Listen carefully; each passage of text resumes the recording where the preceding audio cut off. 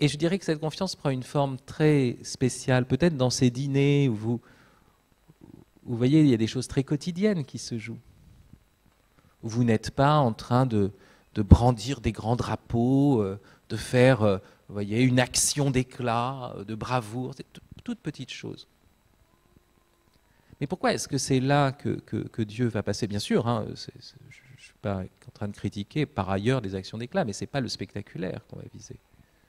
Ce n'est pas la fascination devant un grand son et lumière. Parce que si le christianisme, on le vit, on le découvre à partir de ça, c'est qu'on le découvre vraiment, à partir des petites choses, à partir d'une réalité qui est constante, qui n'est pas exceptionnelle, liée à des grands rassemblements, des grandes mobilisations, des grands spectacles. Non, mais à travers le quotidien.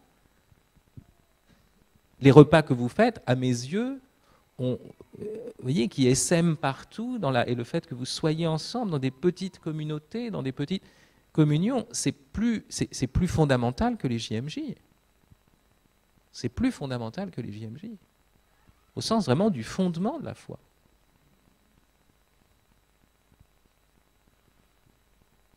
Et donc ce que je voulais vous dire, c'est que derrière cette confiance, en fait, si seulement on pouvait avoir ça, il y a un sens, au fond, de la poésie divine. De la poésie divine.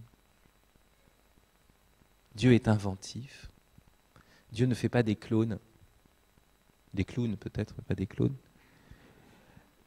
Ça, j'aurais pu vous en parler, hein, le fait qu'on est forcément clown quand on annonce Jésus, parce que forcément on annonce un truc énorme, vous voyez, beaucoup plus grand que nous. Alors on est, comme vous voyez, le clown avec ses chaussures trop grandes, son pantalon trop grand, qui s'empêtre, qui se casse la figure, qui lui dit je t'annonce la vie éternelle. Et puis alors juste avant, vous voyez, vous dites mince, il faut que je prenne des cachets pour ma gorge, parce que j'ai des problèmes de digestion. Et vous voyez, alors quand vous regardez bien ça de l'extérieur, on est des clowns, hein, ça c'est notoire. Mais justement, ça revient à ça, à ce sens que nous avons de la poésie divine, ce sens du singulier, ce sens de, vous voyez, de quelque chose qui est bizarre, grotesque. Nous sommes chacun d'entre nous grotesques. Enfin, mais justement, comme on voit ça dans certains très grands films ou dans les romans de Dickens, tous les personnages, vous voyez, sont très étonnants et en même temps, on a plein de compassion pour eux. Et alors, qu'est-ce que ça veut dire? Derrière cette communion, il y a cette manière de contempler la poésie de Dieu. Voilà, les gens ne sont pas comme moi, les gens sont complètement différents. Et moi, à chaque fois que je vois un visage, je me dis, ah, Seigneur, alors là, tu as été très fort encore. Et c'est vrai. À ce moment-là, je ne suis pas en train de piéger les gens dans des canons esthétiques. Je suis pas simplement quand je dis un visage, c'est pas seulement d'ailleurs la figure, c'est aussi la manière d'être, la pensée, les postures, les choses. Et quand on voit ça à partir de la poésie divine, on a tout d'un coup un cœur qui se dilate.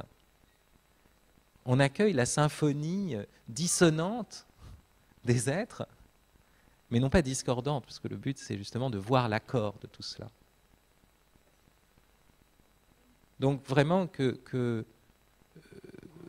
bien sûr, je suis là pour vous encourager dans votre mission, mais vraiment que derrière cela, ce ne soit pas, vous voyez, un groupe qui essaye de convertir les autres à leur doctrine. Voilà.